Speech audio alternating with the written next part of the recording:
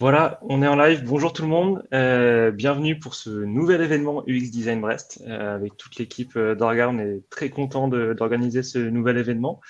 Encore une fois en remote, même si on espère bientôt pouvoir se retrouver en présentiel et faire des événements à Brest pour la communauté brestoise. Avant de démarrer la conférence de livres, on va faire une toute petite introduction, présenter rapidement l'association comme d'habitude, puis voilà, en espérant que ça fasse aussi arriver les retardataires. J'en profite pour dire merci à nos sponsors et donc au Crédit Mutuel Arkea et particulièrement le pôle innovation et opération.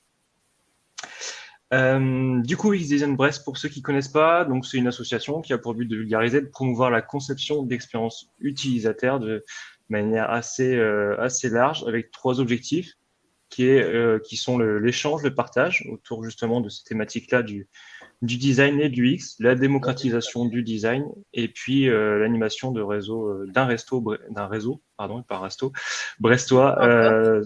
autour de l'UX design. Voilà, réseau brestois, mais qui, avec le confinement et nos conférences sur YouTube, s'est transformé en un réseau un petit peu plus large au niveau français, et puis je dirais même francophone, hors des limites de la France. Et ça, on en est très fiers et très contents. Mais voilà, on a hâte aussi de pouvoir vous proposer bientôt des événements en présentiel à Brest. Je réinsiste sur ces points-là. On est toujours à la recherche de speakers. Si vous-même vous sentez l'âme d'un speaker, vous avez envie d'intervenir, de parler d'un sujet, bah, n'hésitez pas à nous solliciter. Et puis, pareil, si vous voulez nous aider à organiser ces conférences-là, à rejoindre l'équipe d'Orga du UX Design Brest, n'hésitez pas à vous manifester. Pour tout ça, vous pouvez nous rejoindre un petit peu partout, nous contacter sur Twitter, sur Facebook, sur le Slack aussi qu'on a ouvert. Et puis, vous avez bien entendu cette chaîne YouTube sur laquelle vous êtes ce soir pour échanger avec nous directement aussi. Et puis, je vais passer la parole à Flora qui va nous présenter Liv rapidement avant qu'on démarre. Du coup, merci Liv d'avoir accepté de faire cette conférence ce soir. Donc, Liv est experte en expérience utilisateur ou en interaction homme-machine. Et elle est aussi elle a aussi écrit le livre, du coup, 33 bonnes pratiques en UX design que je vous conseille, du coup, qui est très pédagogue. Du coup, Du coup, on va y aller. Hop, je Ok, fais ben merci. une petite Déjà, merci. tambouille pour l'écran. Ouais, Voilà, merci de c'est bon, tu m'avoir peux y aller. invité. Merci de m'avoir invité, pardon. Je suis contente d'être là et puis d'être en live sur YouTube ce soir. Donc oui, peut-être je voulais rajouter aussi si vous avez des commentaires, des questions.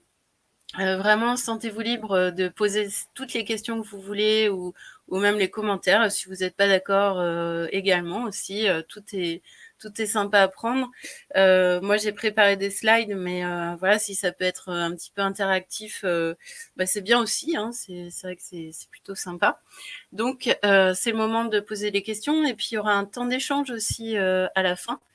Donc voilà, donc si vous êtes en plus si vous êtes un peu timide via le chat, c'est plus simple. En tout cas, ce sera avec grand plaisir. Donc ce soir, je voulais vous prévenir aussi, j'ai fait une présentation hyper rose, c'est hyper girly. Donc vous allez voir, on rentre un petit peu dans l'automne, donc voilà, je trouvais ça sympa aussi de mettre des couleurs et puis de voir la vie en rose. Alors, donc quand Flora m'a sollicité pour faire cette présentation, voilà, je me suis dit, de quoi je vais parler finalement. Je pourrais parler de plein de points précis, d'exemples, prendre, voilà, commenter un petit peu des écrans, etc., comme je peux le faire dans les cours, par exemple. Et puis, je me suis dit, ce qui serait intéressant, c'est d'essayer de prendre un peu de recul euh, parce que voilà, ça fait presque 20 ans que je fais ce métier. Alors vous allez voir, hein, je vais me décrire un peu, je vais décrire un peu mon parcours. Voilà, j'ai pas toujours fait exactement la même chose, mais en tout cas, En tout cas, voilà, ça fait presque 20 ans. Donc, c'est un peu ambitieux, mais l'idée, c'est vraiment de donner des grands axes, des choses que j'avais envie de transmettre par rapport à cette expérience-là. Et puis, ben, peut-être que voilà, ça vous fera réagir. En tout cas, avec plaisir pour échanger sur ces sujets-là. Donc, tout d'abord, alors, un petit peu mon parcours. Donc, moi, j'ai fait des études de psychologie. Assez rapidement, je me suis orientée plutôt vers la psychologie cognitive. Et puis, en licence, j'avais déjà une spécialité interaction homme-machine où je faisais plutôt de la psychologie expérimentale. Donc là, l'idée, c'était de faire tester différents types d'écrans à des personnes pour voir est-ce qu'ils mettaient moins de temps, plus de temps, est-ce qu'ils préféraient telle ou telle modalité de présentation des informations. Donc c'était un petit peu j'ai commencé un petit peu comme ça, et puis bah finalement en fait voilà, de fil en aiguille je me suis un peu spécialisée dans la psychologie cognitive, l'ergonomie aussi. J'ai fait une thèse avec Madame Laurence Perron qui travaillait chez Orange Labs et qui, elle, est ergonome, psychologue et ergonome. Donc voilà, j'ai continué un petit peu mon parcours comme ça. Donc moi, j'ai commencé par la recherche, alors la recherche appliquée, hein, pas la recherche fondamentale, mais plutôt la recherche appliquée. Donc dans ces domaines-là, et notamment, j'ai fait une thèse CIFRE chez Orange Labs sur la communication à distance et comment ça modifie un petit peu la collaboration dans si on interagit en face à face, en présentiel ou à distance, avec ou sans le visage. Donc voilà, des thématiques finalement assez d'actualité, on va dire. Mais voilà, comment on fait pour mesurer ça aussi, comment on le mesure. Donc ça, c'était assez passionnant. Et ça m'a amené aussi à travailler sur les comportements non verbaux. Donc justement, en quoi ces comportements non verbaux, donc là les gestes par exemple que je peux faire, vont impacter la collaboration, le discours, etc. Et puis après, j'ai continué. Alors, je suis passée vraiment de l'autre côté. Donc, j'ai travaillé dans une start-up plusieurs années, où là, plutôt comme chef de produit, ergonome, conceptrice. Et puis, bah, après, j'ai continué, j'ai créé une entreprise. Et puis, ensuite, j'ai travaillé plutôt dans la formation en ergonomie, toujours avec ma spécialité. Voilà, donc ça c'était passionnant en fait. À un moment donné, en tout cas ça a été le cas pour moi. Je commençais à avoir envie de transmettre ce que j'avais appris.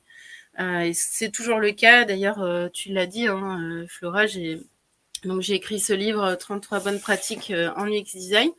Mais j'en ai écrit d'autres aussi, notamment j'en ai écrit un sur le télétravail que j'avais vendu à Duno, puis finalement j'ai récupéré les droits.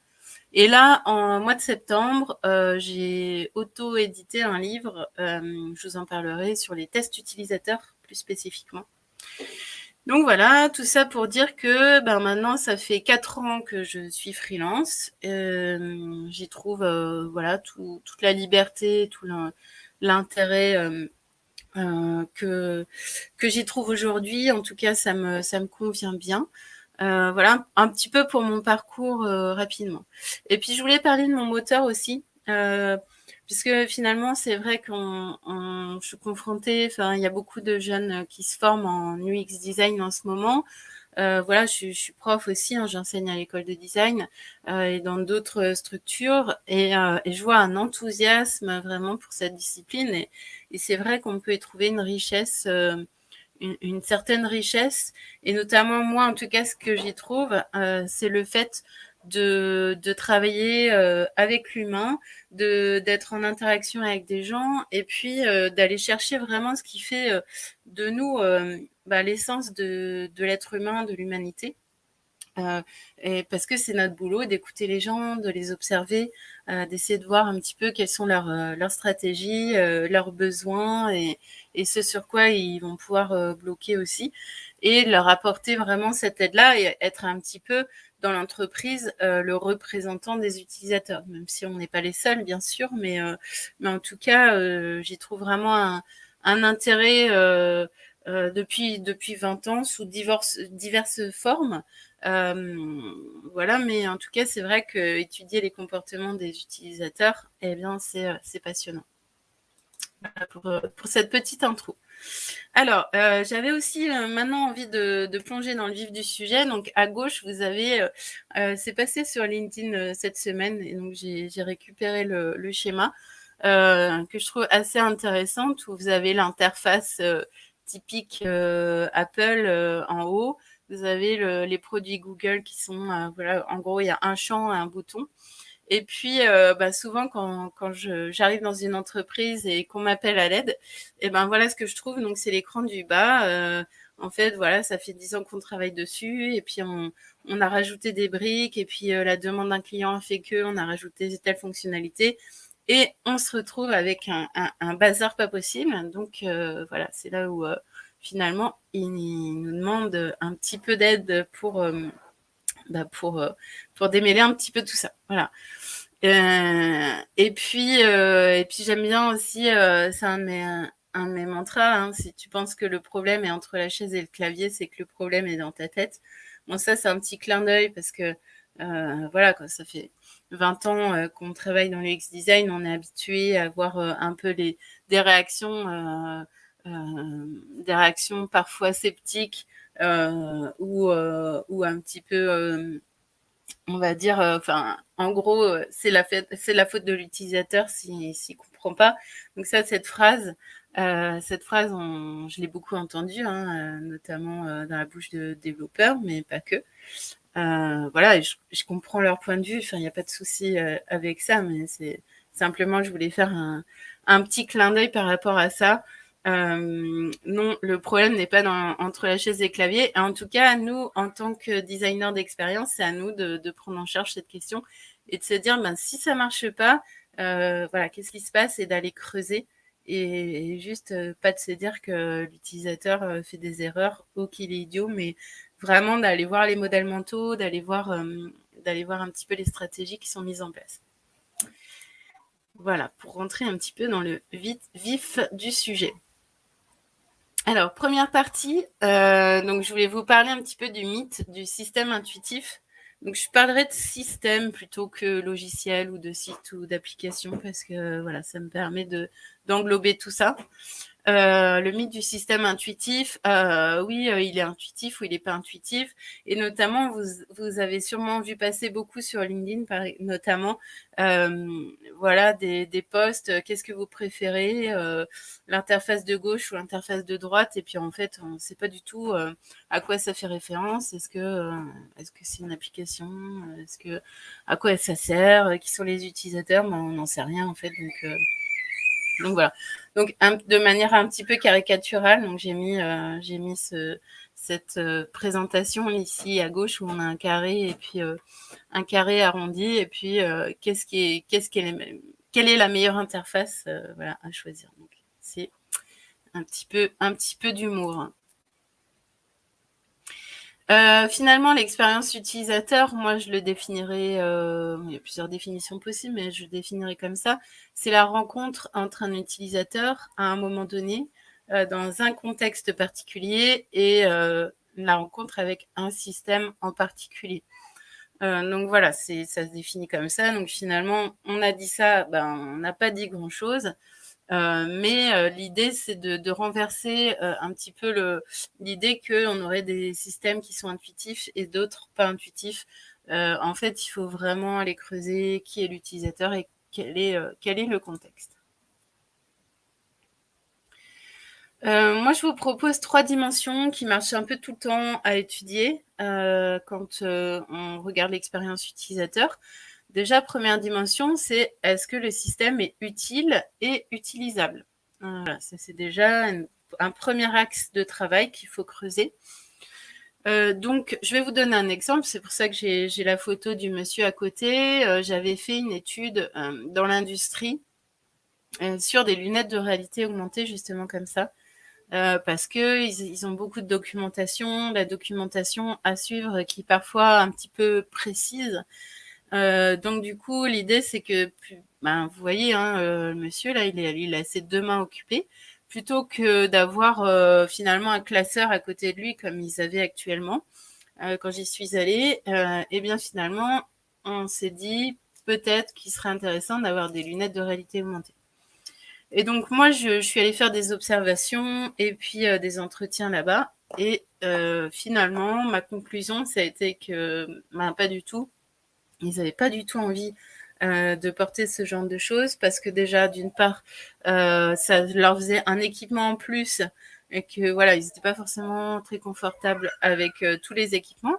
Et que en plus, ça les isolait aussi les uns des autres par rapport à leurs collègues, et qu'ils aimaient bien, comme tout un chacun, on aime bien aussi, voilà, travailler à plusieurs. Là, l'idée, c'est qu'ils faisaient aussi des espèces de pairs entre des novices et puis des, des personnes plus expérimentées pour apprendre au contact de leurs collègues. Et pour eux, c'était vraiment important. Et bien sûr, on peut le comprendre. Et j'avais découvert que dans cette entreprise, notamment, ils faisaient vraiment tout le temps les pauses ensemble. Enfin, le collectif était vraiment un soutien et vraiment très important pour eux. Donc, du coup, les lunettes de réalité augmentée, c'était même pas la peine de les produire parce que de toute façon, on voyait bien après étude qu'ils n'allaient pas s'en servir. Donc finalement, ce que je leur ai proposé, c'était plutôt une maquette avec une espèce de tablette tactile en fait sur pied, un petit peu comme les lampes de bureau, vous savez, à ressort, qu'on peut rapprocher ou au contraire écarter, puis avec un stylet, parce que quand on a des gants, forcément une tablette c'est pas forcément évident, mais un stylet pour pouvoir actionner certaines fonctionnalités. Voilà. Deuxième dimension, il y a ce qui est souhaitable et acceptable aussi. Donc là, il faut vraiment faire attention. Donc là, je vous ai donné un exemple qui a été publié dans le Figaro en septembre dernier. Un algorithme Facebook confond des personnes noires avec des singes. Alors l'histoire, c'est que donc l'intelligence artificielle identifie des images, et là en l'occurrence c'était donc une personne noire, et en dessous c'était la légende, c'était voulez-vous voir d'autres photos de primates. Donc forcément ça fait un peu mauvais genre, même carrément. Donc voilà, donc il faut vraiment faire attention aux effets de bord de la technologie. Il y a ce qui se passe bien et ce qui se passe pas bien. D'ailleurs, dans l'intelligence artificielle, il y a beaucoup de discussions là-dessus en ce moment, hein, sur la manière dont les algorithmes traitent les informations et des dérives que ça peut entraîner. Donc toujours identifier est-ce que finalement ce qu'on est en train de produire c'est souhaitable, est-ce que c'est acceptable, vraiment se poser des questions et pas que quand ça se passe bien en l'occurrence, mais aussi quand il y a des problèmes en particulier. Ok pour ça. Donc n'hésitez pas, hein, je le répète, s'il y a des gens qui viennent d'arriver sur YouTube, si vous avez une question, eh bien n'hésitez pas à me la poser, ou une question, mais ça peut être une remarque aussi, une discussion, ça peut être intéressant. Et puis, il faut que le système soit adaptable aussi également, puisque on peut être dans cette situation. Alors, mettons, on développe un progiciel. Donc, on est dans la situation un petit peu idéale où on est à son bureau, tranquille, sans perturbation particulière. On peut aussi recevoir un coup de téléphone pendant qu'on est en train de réaliser une action, et que du coup, en fait, on laisse un peu en plan ce qu'on était en train de faire et savoir où on en est. On peut être dans une situation un peu d'urgence temporelle. Donc là, on voit que la personne est au volant. Donc en général, voilà, on n'a pas beaucoup de temps. On peut être aussi également dans la rue, donc on va pas forcément être très attentif non plus. On va être partagé entre ce qui se passe à l'extérieur et puis ce qui se passe sur notre écran. Et puis, on peut être aussi, par exemple, dans les transports en commun. Et puis, bon, là, c'est juste un petit florilège de tous les contextes imaginables. Mais on peut aussi avoir des coupures de réseau. On peut avoir tout un tas un ensemble de choses qui font que notre système doit être adaptable. Donc, que ce soit au bureau, que ce soit sur mobile, pardon, et du coup, dans diverses situations.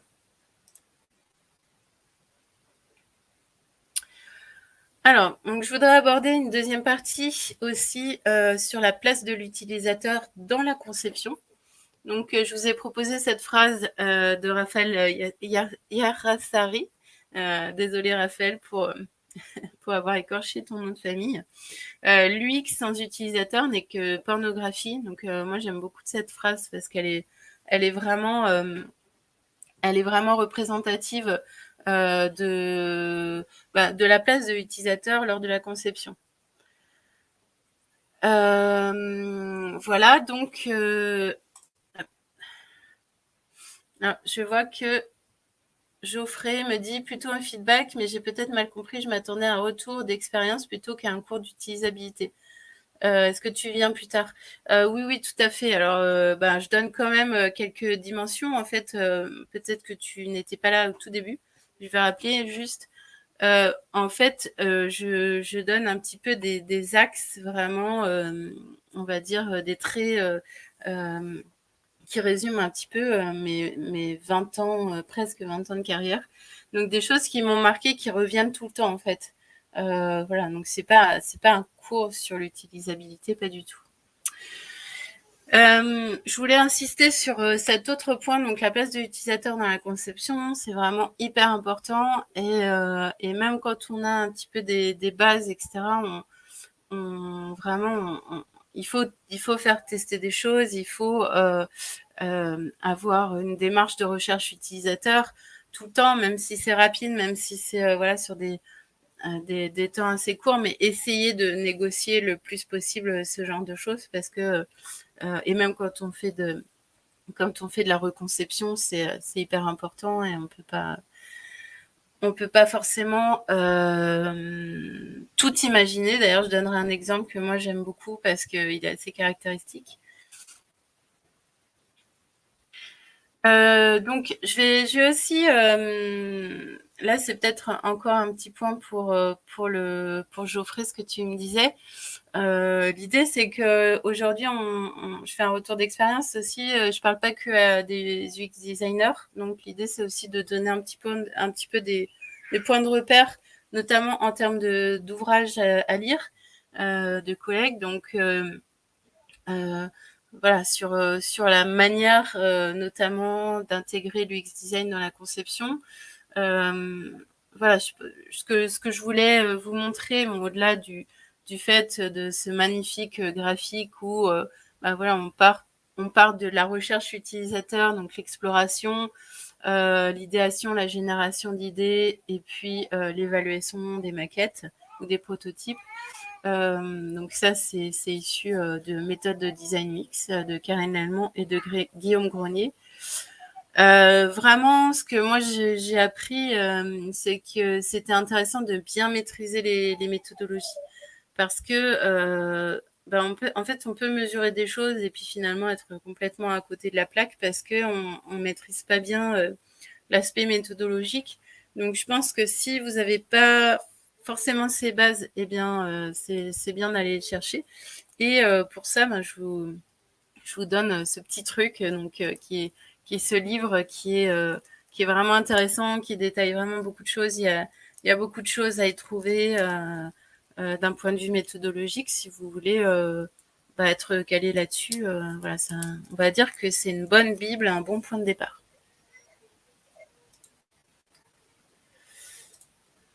Alors, je vais revenir en arrière.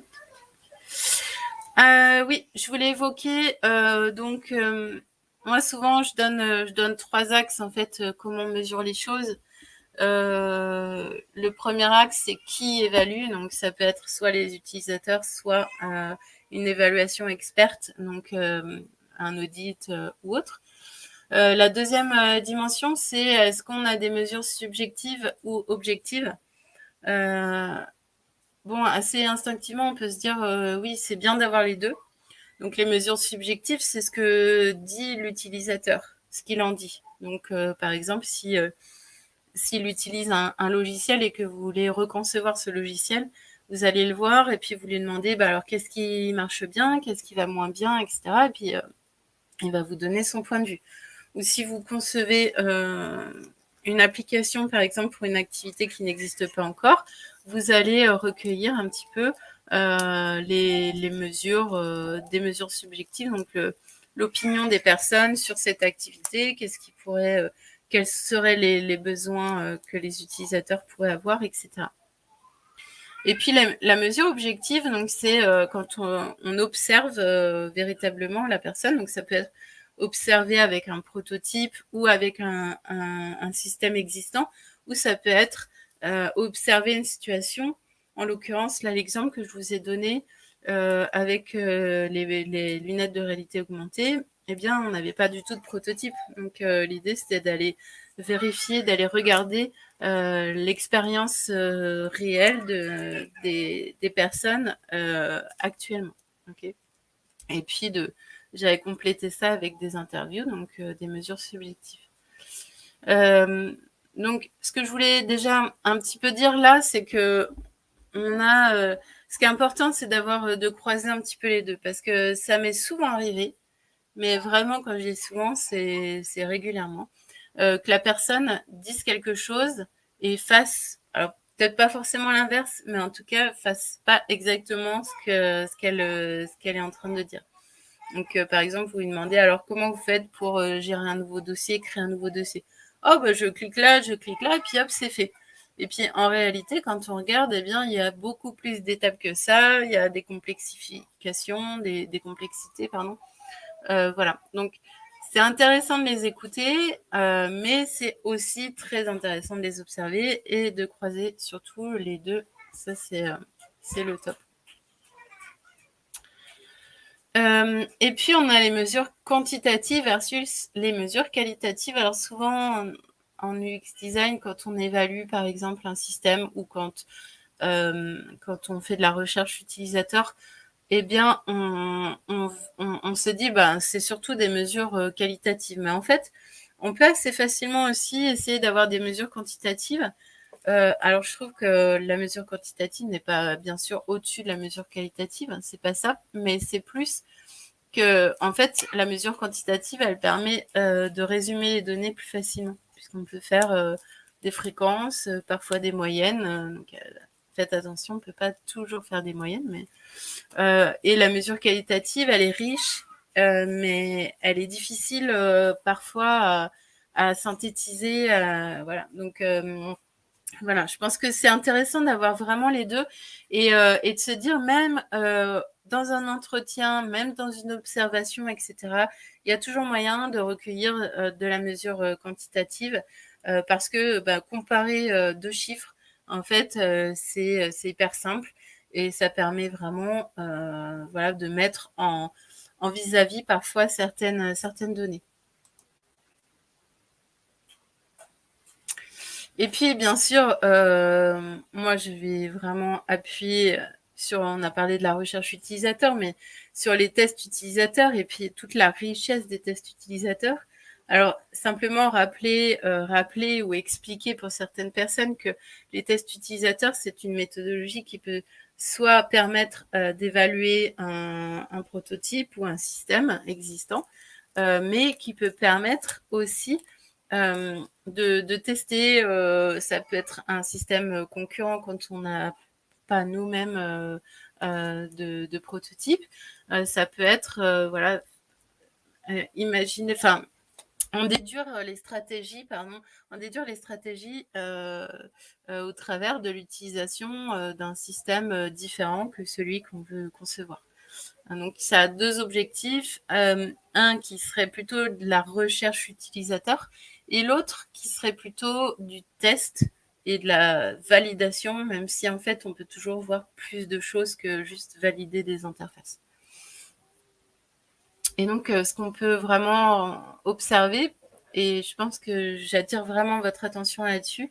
Même si on est là pour évaluer un prototype et identifier les problèmes d'utilisabilité, c'est on identifie aussi les modèles mentaux et les stratégies, et ça nous servira aussi pour la suite, pour la reconception et pour les nouvelles fonctionnalités, etc., etc. Donc vraiment, garder un œil là-dessus, c'est pas juste valider des écrans.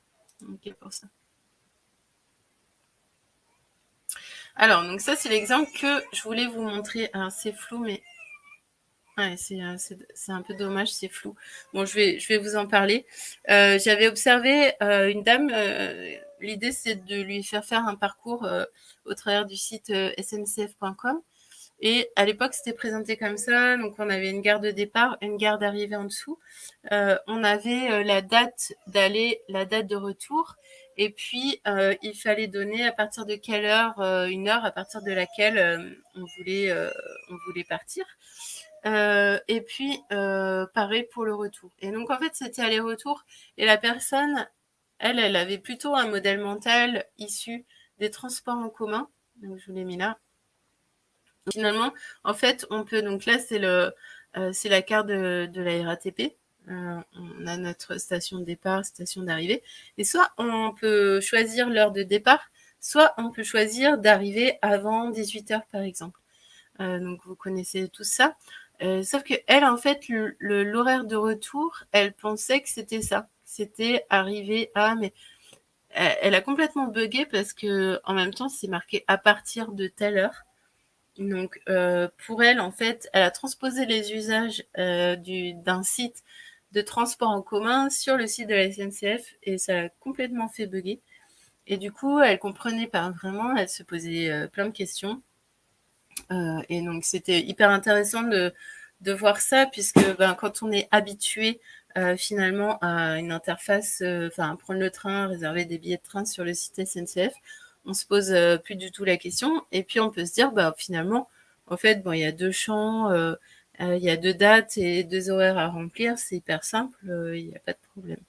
Mais en fait, voilà, l'idée, c'était de j'aime vraiment cet exemple parce que il montre à quel point en fait on peut être surpris par les stratégies des utilisateurs qui peuvent simplement transposer des modèles mentaux d'un type de système à un autre. Du coup, c'était cet exemple-là. Cet exemple, vous le retrouvez dans mon livre notamment, et puis vous le retrouvez aussi expliqué sur d'autres vidéos sur ma chaîne YouTube. Alors rapidement aussi, des retours sur investissement, des tests utilisateurs. Alors, c'est vrai qu'on est souvent, nous, UX designers, friands de ce genre de données, de ce genre d'études. Bon, même si, voilà, faut toujours avoir un peu de recul là-dessus, mais il existe des études qui montrent que les tests utilisateurs, notamment, permettent de faire plus de ventes, plus de visites, plus de fidélité, et surtout aussi de ne pas perdre des utilisateurs qui abandonnent rapidement. Alors, en fonction aussi du contexte, est-ce qu'on est sur un site grand public ou est-ce qu'on est sur un logiciel qui a été choisi par l'entreprise de l'employé, etc. Enfin, il y a beaucoup de choses qui peuvent venir on va dire en lien par rapport à ça, mais bon, en tout cas, je pense qu'on a des chiffres, des études qui montrent des chiffres quand même assez impressionnants. 60% des utilisateurs ne trouvent pas les informations qu'ils recherchent sur un site web. 30%, on a une augmentation de 30% d'impact positif sur les ventes quand on fait des tests utilisateurs. Donc, vous pouvez imaginer les revenus que ça génère. Et puis aussi en termes de développement, bien sûr, ça paraît tellement évident, mais en tout cas, c'est bien aussi d'avoir parfois des supports, des études pour montrer ça. Les développeurs passent 50% du temps à résoudre des problèmes qui pourraient être évités parce que quand on leur demande forcément de changer parce qu'il y a une interface qui n'est pas adaptée ou une fonctionnalité qui n'est pas adaptée, eh bien, c'est pas simplement on supprime, bien sûr, il faut nettoyer le code, il tout un ensemble de choses à faire, donc c'est pas simple.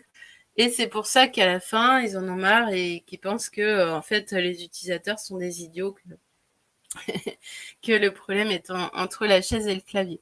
Voilà.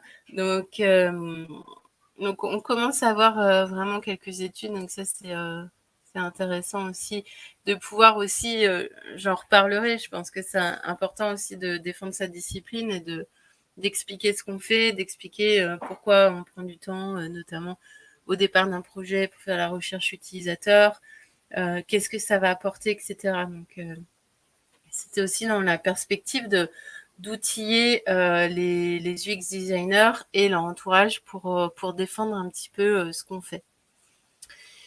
Mais il y a aussi des limites des retours utilisateurs que j'ai identifiés. Bon, là, je vous en donne 4, mais il y en a d'autres.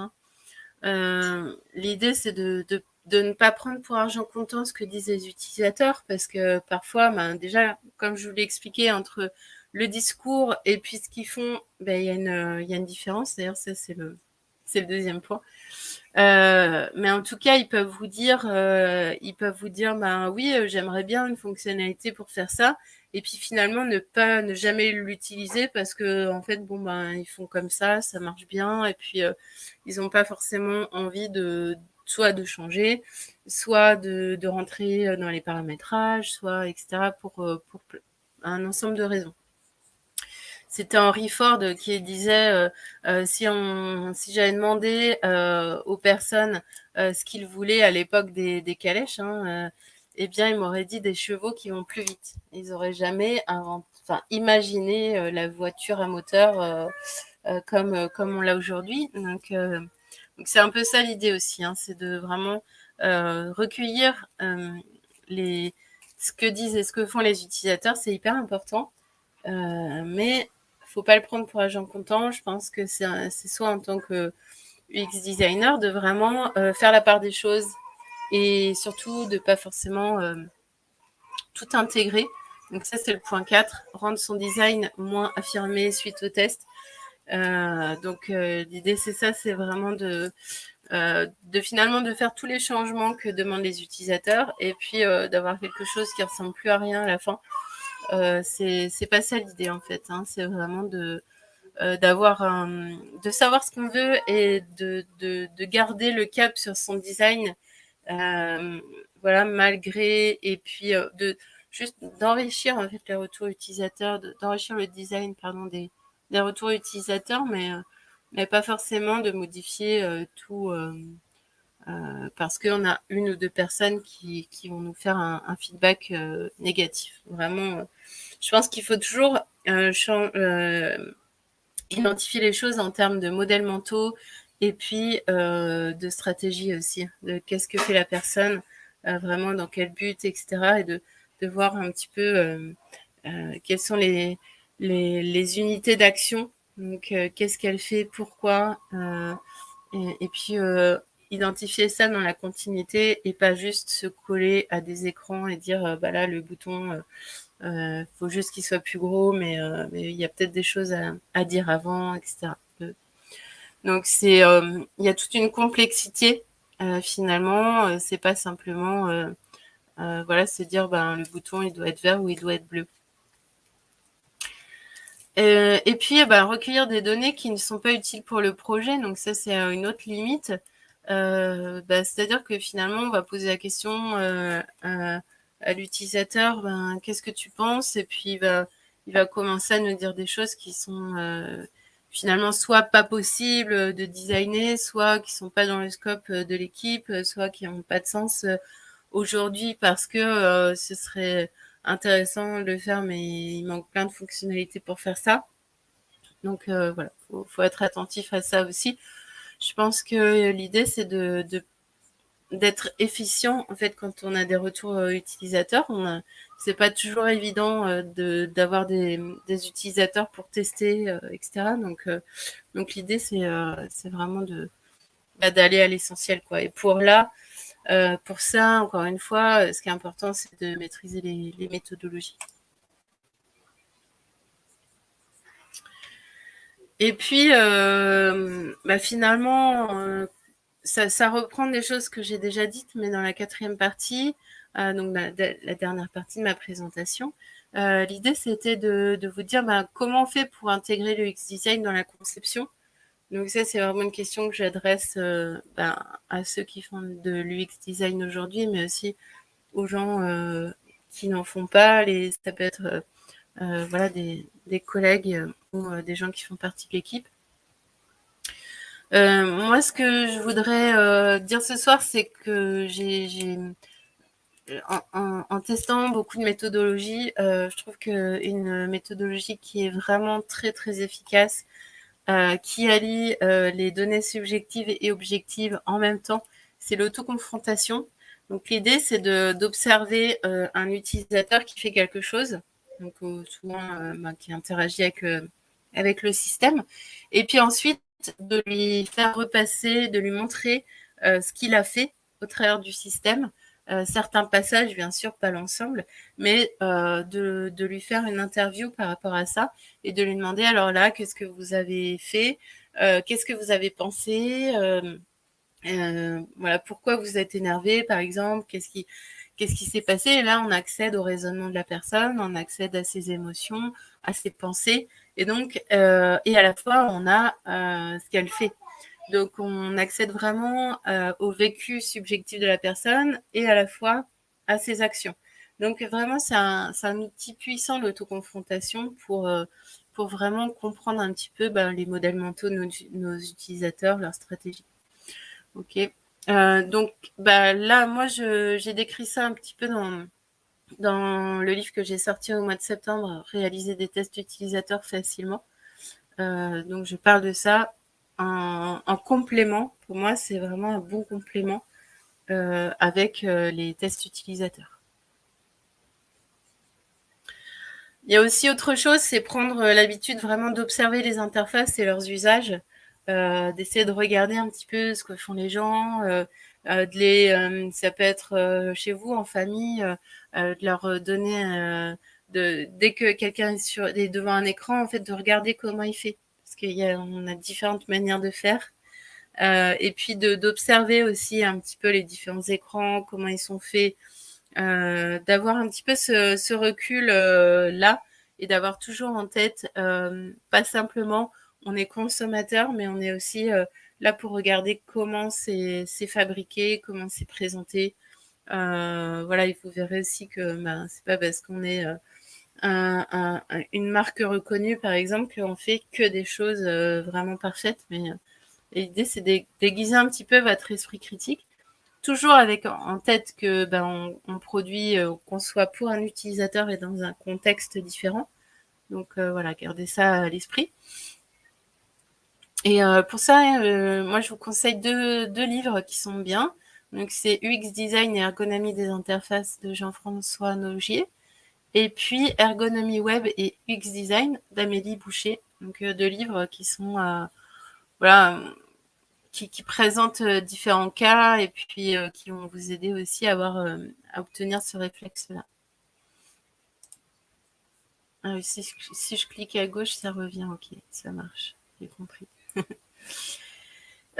Et puis là, moi, je vais forcément prêcher pour ma paroisse puisque, comme je vous l'ai expliqué, moi, je viens de la psychologie cognitive et de l'ergonomie. Donc, bien connaître les fondamentaux de la psychologie numérique. Donc, l'idée, c'est vraiment de comprendre un petit peu les stratégies cognitives des utilisateurs. Donc, pourquoi ils font ça, qu'est-ce qu'ils ont en tête, comment se construisent les données dans la tête d'un utilisateur, c'est quoi la mémoire, comment elle fonctionne, comment on peut en tirer parti. Voilà, comment on peut créer un impact chez l'utilisateur, bien faire passer les messages aussi. Comment on fait pour le faire revenir chez nous, comment on fait pour voilà, déclencher des comportements, etc. Donc, bien sûr, je vais pas détailler ce soir là, tout ce que j'ai écrit dans le livre. On pourra revenir sur certains aspects si ça vous intéresse. Mais en tout cas, je pense que c'est vraiment important d'avoir en tête le fonctionnement des utilisateurs pour concevoir et pour aussi tester et faire de la recherche utilisateur. Ah oui, il y a une cinquième partie, pardon. Le savoir-être aussi, je pense que c'est hyper important de développer certaines compétences en termes de savoir-être. Donc, de développer certaines caractéristiques. Donc, pour moi, l'UX design, c'est aussi beaucoup plus de, peut-être même plus de savoir-être que de compétences. Après, on peut en discuter, mais voilà. Je pense que déjà, il faut vraiment avoir de l'empathie avec vos utilisateurs et jamais se dire celui-là, il est idiot ou quoi que ce soit. C'est pas bon. C'est peut-être un mauvais jour pour vous, mais en tout cas, dites-vous, ben voilà, finalement, qu'est-ce qui a pas marché? Pourquoi il a pas compris? Vraiment essayer de creuser et l'empathie, c'est se mettre à la place des gens. Donc vraiment essayer de se dire ben, pourquoi elle a fait ça ou elle a fait ça, quelles sont ses stratégies, comment la personne fonctionne et de vraiment essayer de se mettre à la place de la personne. Et puis il y a une part d'intuition aussi, je trouve, dans l'UX design qui est importante, notamment voilà, quand on interroge quelqu'un, soit on fait une interview, une autoconfrontation ou autre, eh bien, on peut avoir des fois l'impression que la personne ne nous dit pas tout, ou elle va un peu rapidement sur certaines choses, ou aussi on peut avoir, voilà, l'intuition, c'est aussi se dire, ben, on va faire les choses comme ça, on va proposer tel type de design, et puis parce que je sens que ça va bien se passer comme ça, et très bien. Donc, faire confiance aussi, et c'est pas toujours évident, faire confiance à son intuition, bien sûr, réfléchir, appliquer des méthodologies, mais aussi des fois se dire, ben voilà, on va faire les choses comme ça, et ensuite, ben, on verra ce que ça donne. Et il y a aussi le savoir convaincre. Je pense que c'est vraiment important. Bon, moi, ça fait 20 ans, quasiment 20 ans que je fais ce métier. Et ça fait quasiment 20 ans que ben, j'explique pourquoi il faut faire telle chose, pourquoi il faut prendre du temps pour la recherche utilisateur, pourquoi c'est important de faire comme ci ou comme ça. Donc, je pense qu'il faut aimer ça, en fait. Il faut savoir communiquer et savoir convaincre aussi. Convaincre, c'est pas manipuler, convaincre, c'est apporter des arguments parce que on en est soi-même convaincu et que du coup on veut expliquer les choses et faire comprendre à notre interlocuteur notre point de vue. Donc pour ça, je vous ai aussi proposé un petit livre que j'aime beaucoup sur le sujet, qui est l'UX Design en pratique, donc de Marina Wiesel et Jérémy Cohen, qui est sorti il y a quelques mois, voilà, au printemps, ou l'année dernière, je crois l'année dernière, qui est très intéressant. Donc je vous le conseille, notamment pour les jeunes qui se lancent dans l'UX design. Je pense que vraiment c'est très intéressant comme livre. C'est une bonne littérature.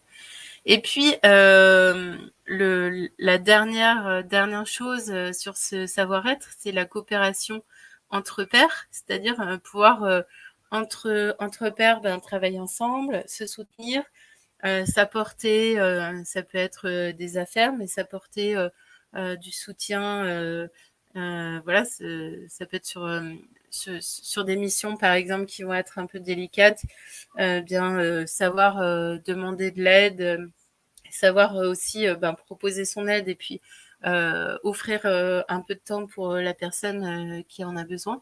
Ça, c'est quelque chose que j'ai trouvé dans le domaine et que je trouve vraiment très intéressant, qui permet vraiment déjà d'avoir goût en ce qu'on fait, parce que c'est plus agréable de savoir que parfois on est soutenu par d'autres personnes, et qui est vraiment intéressant aussi pour le domaine, pour l'UX design en soi, hein, de pouvoir avoir cette coopération entre pairs.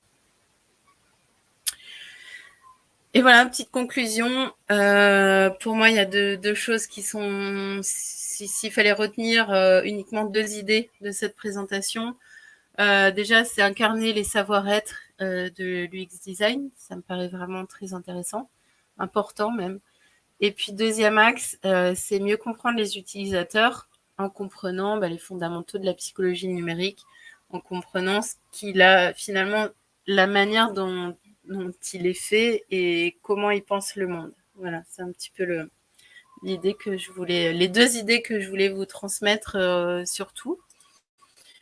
Écoutez, en tout cas, j'arrive au terme de cette présentation. Je voulais juste vous rappeler si vous souhaitez rester en contact avec moi, vous pouvez aller voir sur mon site psychologienumérique.com. J'ai une chaîne YouTube aussi, j'ai fait quelques vidéos. Bon, j'essaye d'en faire régulièrement, mais c'est pas toujours le cas quand j'ai le temps. Un compte LinkedIn aussi, je publie quand même pas mal. J'essaie de publier par contre régulièrement sur LinkedIn. Et puis vous pouvez aussi vous procurer 33 bonnes pratiques en UX design et puis réaliser des tests utilisateurs facilement. Donc mon dernier livre. Alors il est auto-édité, donc vous le trouverez sur la plateforme thebookedition.com. Et puis 33 bonnes pratiques, vous le trouvez n'importe où, parfois en librairie, sinon vous pouvez le commander, et puis sur toutes les plateformes en ligne et chez Erol aussi. Donc voilà. Écoutez, je vous remercie en tout cas, et puis j'attends vos commentaires, questions, avec grand plaisir pour échanger. Très bien. Merci beaucoup, Liv, pour cette conférence. C'était très intéressant. Si vous avez des questions, effectivement, allez-y. On reste encore quelques minutes en live s'il y a des questions.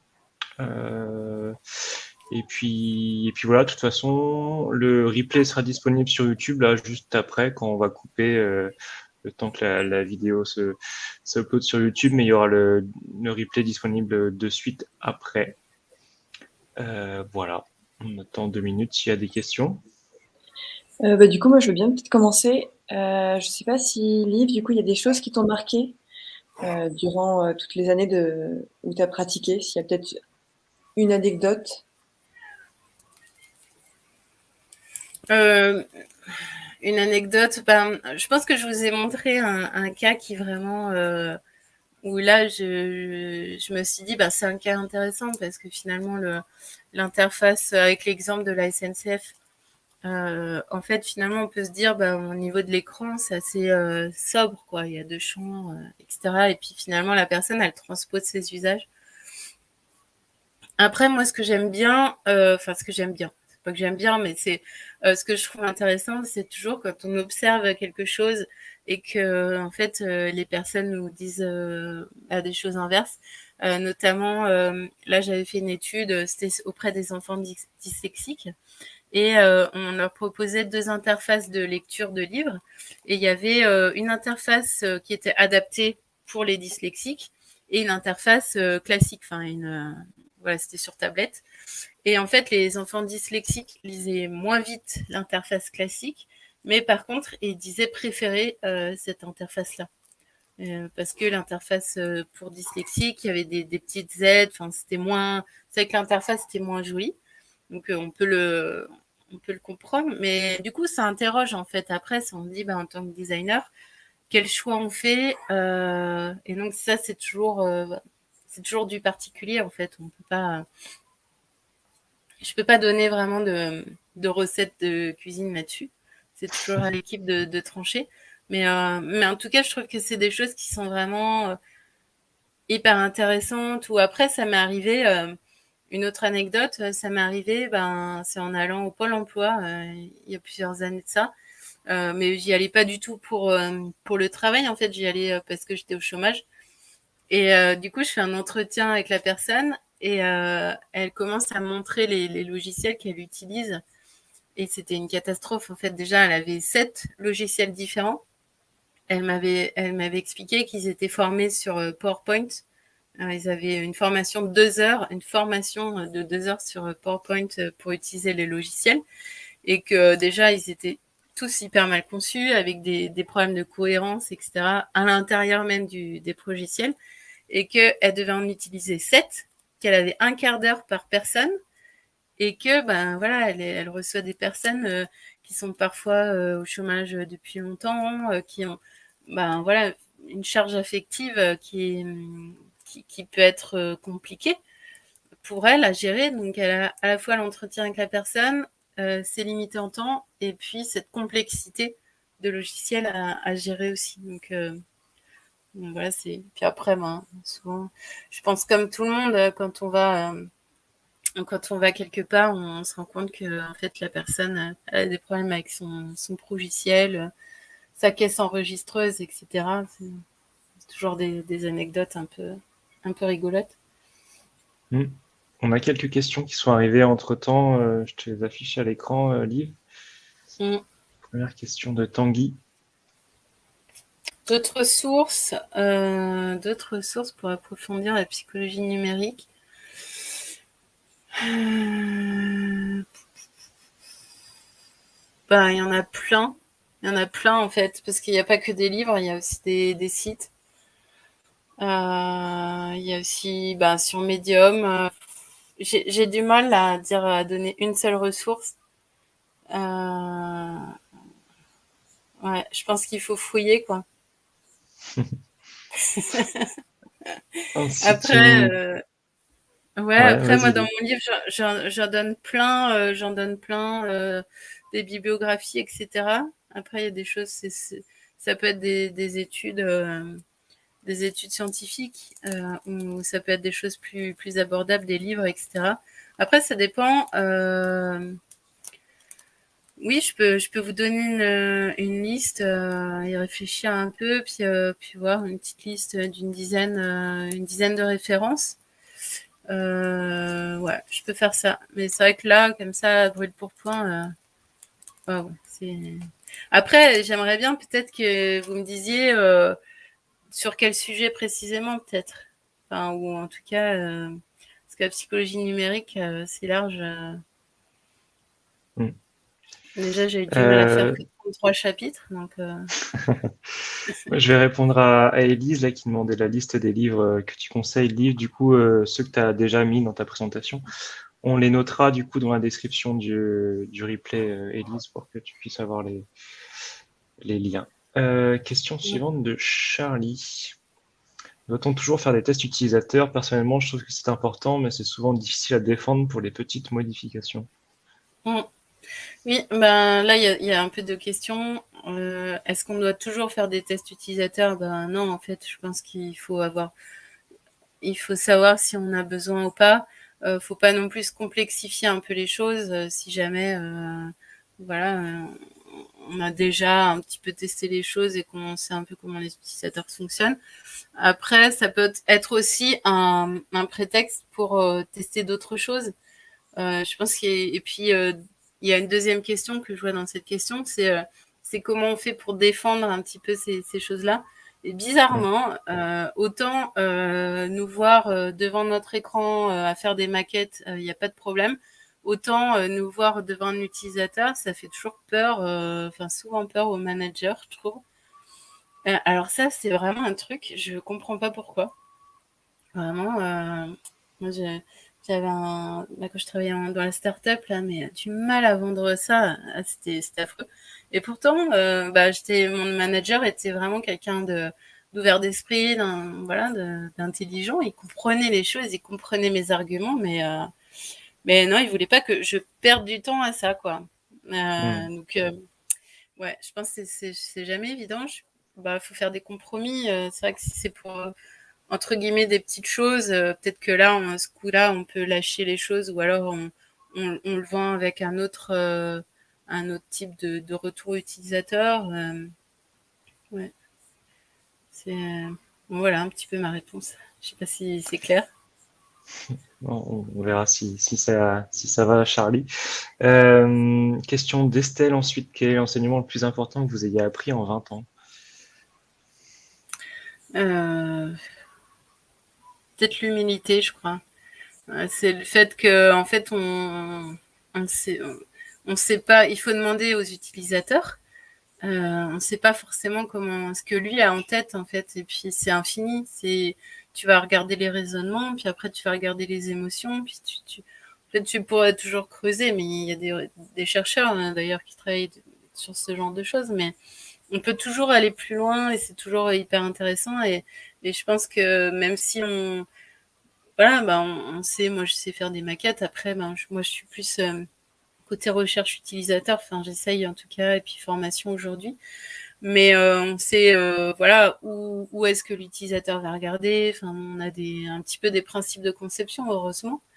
Mais on ne sait jamais comment l'utilisateur va. Et puis je parle de l'utilisateur, mais finalement ce sont les utilisateurs, donc comment ils vont réagir. Je pense qu'il faut vraiment être humble sur les retours qu'on peut avoir, et puis pas le prendre forcément pour soi si on est concepteur, mais vraiment l'observer en tant que voilà. C'est pour ça je pense qu'il faut s'intéresser aux gens quand on fait de l'UX design, et puis s'intéresser passionnément par le comportement des utilisateurs en tant que gourmandise, en tant que voilà, intérêt personnel, et pas pour valider une étape ou valider une conception. Enfin, en tout cas, voilà, c'est comme ça que je le perçois. Hmm. Il y a une deuxième question d'Estelle ensuite qui demande des conseils, justement, des conseils experts après 20 ans d'expérience. Est-ce que tu aurais des conseils à donner? Ouais, des conseils. Je pense que j'ai essayé de faire ça dans la présentation. Après, je ne sais pas si elle peut préciser peut-être sa question. Estelle, est-ce que tu peux, Oui, voilà, des Estelle, si tu es conseils encore sur là. quoi? Sur la méthode, voilà, ben, j'ai essayé de vous donner aussi des pistes concrètes avec des livres que je trouve intéressants dans le domaine pour pouvoir piocher. Je pense que ça peut être un bon point de départ. Et d'ailleurs, je suis en train de regarder parce que il y avait une question, donc c'était plus sur la recherche utilisateur. Alors, il est où ce bouquin? Hop. Il y a un bouquin sur la recherche utilisateur qui est hyper intéressant chez Erol aussi. Je l'ai pas en tête là. C'est un bouquin qui est traduit. Ah, c'est dommage, je l'ai pas dans ma librairie, juste à proximité. Mais je vous le mettrai dans le replay. Euh, voilà, je pense que c'est des bons points de départ, les livres, parce qu'on a toujours une bibliographie ensuite. Après, on a les mots-clés aussi. Donc, moi, je vous invite aussi à regarder en ligne. Il y a quand même pas mal de choses. Après, identifier aussi les sources crédibles, des sources qui sont moins crédibles. De suivre les gens voilà, qui vous parlent. Je pense qu'il y a aussi, c'est une culture qui, qui se fait au fur et à mesure. Mais voilà. Ok. On a Tanguy qui a précisé là pour les demandes de ressources tout à l'heure qui parlait plutôt de la partie recherche, entretien et test particulièrement. Ouais. Et puis, Eh bien, ben oui, il y a ce livre sur la recherche utilisateur. Et puis, il y a mon livre aussi sur les tests utilisateurs, où je parle aussi des méthodes d'entretien, un peu, des relances, etc. Euh, ouais. ok, très bien. Je vois pas d'autres questions qui arrivent. Du coup, on J'ai va conclure. J'ai une petite question, moi. Ah, eh bien, vas-y, Camille. Sur les conseils de ton livre, si tu ne devais en retenir qu'un seul, lequel ce serait? Les livres que j'ai cités, Non, dans ton livre à toi. des conseils sur un sur les 33, c'est Oui, ça? voilà, c'est ça. Euh, je pense que c'est sur les modèles mentaux, c'est d'identifier les modèles mentaux en fait. Ça c'est vraiment, ça me paraît important. Voilà, je pense que c'est. Et puis moi j'ai lié ça aux stratégies, mais j'ai une fiche sur les modèles mentaux. Extraire les modèles mentaux. Comment pense la personne en fait, parce qu'elle reproduit ça plusieurs fois. Donc, donc ça c'est intéressant de repérer ça. Est-ce que tout le monde a les mêmes? Voilà, c'est une question. Est-ce que tous mes utilisateurs à moi ont les mêmes modèles mentaux ou pas? Est-ce que voilà, comment ils fonctionnent un petit peu, juste pas être un petit peu bêtement tester des écrans sur des personnes et se dire ça match ou pas, ou là ils comprennent pas, etc. Faut que je change ça. Mais vraiment se dire quels sont les pensées, les raisonnements qu'il y a en dessous. Et qui fait qu'ils ne comprennent pas ce qu'on est en train de leur proposer. Merci. Ok. Eh bien, du coup, cette fois-ci, c'est peut-être la bonne. S'il y a plus de questions là, cette fois-ci, on va s'arrêter. Ça nous fait 1 heure de live.